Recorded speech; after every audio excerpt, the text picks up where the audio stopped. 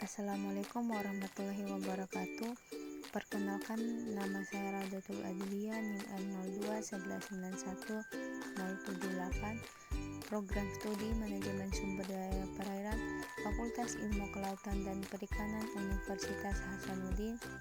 Di sini saya akan membuat video presentasi untuk memenuhi salah satu tugas mata kuliah dasar-dasar AMDAL, yaitu kerangka acuan analisis lingkungan tentang pembangunan industri pupuk PT Petrokimia. Baik, langsung saja.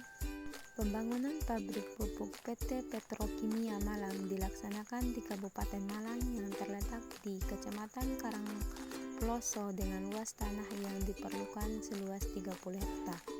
Dari luasan tersebut, daerah industri ini terletak pada Desa Ngijo dengan luasan pabrik sebesar 20 hektar dan 10 hektar digunakan wilayah terbuka hijau. Rencana kapasitas produksi pabrik pupuk tersebut adalah 200.000 ton per tahun untuk memenuhi kebutuhan dalam negeri dan sebagian untuk mendukung kebutuhan pupuk di kawasan Kabupaten Malang dan sekitarnya. Menurut Peraturan Menteri Negara Lingkungan Hidup Nomor 5 Tahun 2012 tentang jenis rencana usaha atau kegiatan yang wajib memiliki analisis mengenai dampak lingkungan menyebutkan bahwa semua kegiatan petrokimia yang berlokasi di wilayah hulu wajib memiliki dokumen AMDAL. Kegiatan yang wajib AMDAL atau upaya pengelolaan lingkungan hidup dan upaya pemantauan lingkungan hidup UKL-UPL dalam rangka perlindungan dan pengelolaan lingkungan hidup sebagai persyaratan memperoleh izin usaha dan kegiatan. AMDAL dianggap memiliki kemampuan untuk melakukan prediksi dan identifikasi terhadap kemungkinan timbulnya dampak lingkungan.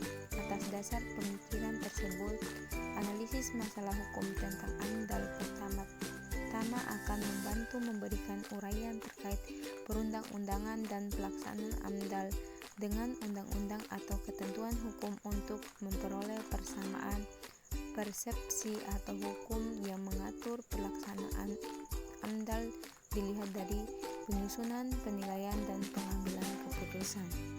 Perkembangan kegiatan industri di Provinsi Jawa Timur berpusat di kota Surabaya, Gresik, dan Sidoarjo.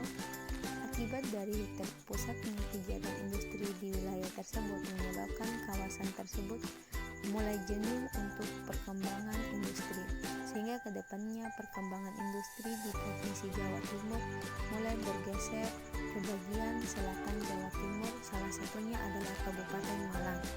Kabupaten Malang sebagai salah satu kota industri terus mengalami perkembangan yang cukup pesat, sehingga menarik minat para penanam modal. Oleh karena itu, banyak dilakukan pembangunan sarana dan prasarana pendukung di kota ini. Beberapa hal yang menjadi pertimbangan industri pupuk di Kabupaten Malang antara lain: yang pertama, kurangnya pasokan pupuk di wilayah selatan Pulau Jawa pada umumnya dan khususnya Kabupaten Malang itu sendiri.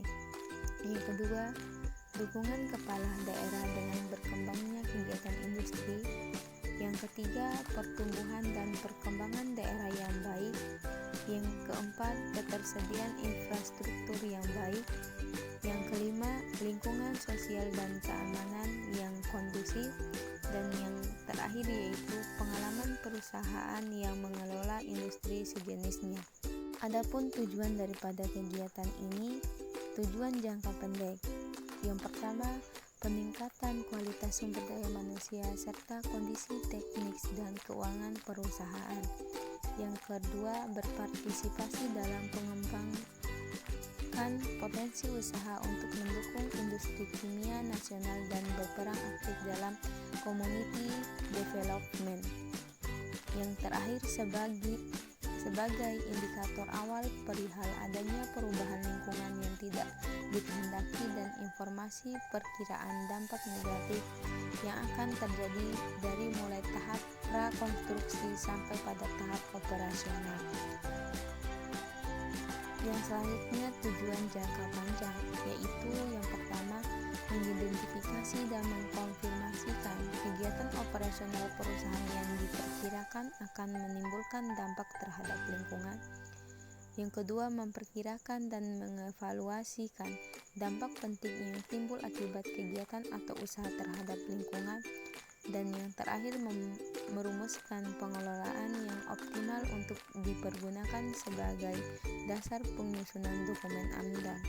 Adapun dampak dalam kegiatan ini yaitu untuk mengidentifikasi dampak lingkungan pada proyek ini menggunakan diagram alir atau flowchart dengan bantuan matriks interaksi. Metode ini mampu menggambarkan hubungan timbal balik yang terjadi di lapangan dari hasil tindakan sebab akibat dampak dari kegiatan proyek terhadap komponen lingkungan. Adapun kegunaan dari metode ini yaitu dapat menggambarkan hubungan sebab akibat dari kegiatan proyek, mempermudah dalam melihat permasalahan secara menyeluruh. Metode ini selain dapat berfungsi untuk identifikasi dampak, juga dapat berfungsi sebagai metode evaluasi dampak. Yang selanjutnya dapat terlihat adanya dampak-dampak yang berarti serta memperoleh pikiran-pikiran untuk rencana pengelolaan dan pemantauan berdasarkan skala prioritasnya. Dan yang terakhir, mempermudah dalam melihat terjadinya dampak negatif dan dampak positif.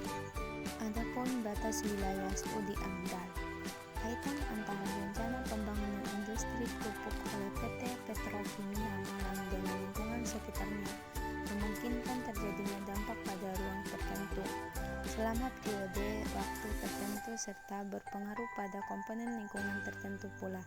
Adapun batas teknis studi AMDAL yaitu yang pertama, batas proyek, batas ekologis, batas sosial, dan yang terakhir yaitu batas administratif.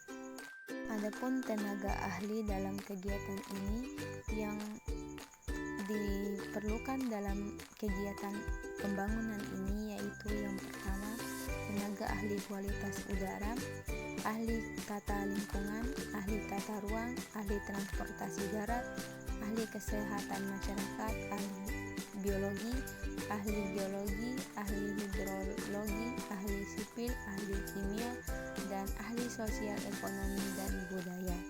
Mungkin itu saja yang bisa saya presentasikan. Lebih dan kurangnya saya mohon maaf. Wassalamualaikum warahmatullahi wabarakatuh.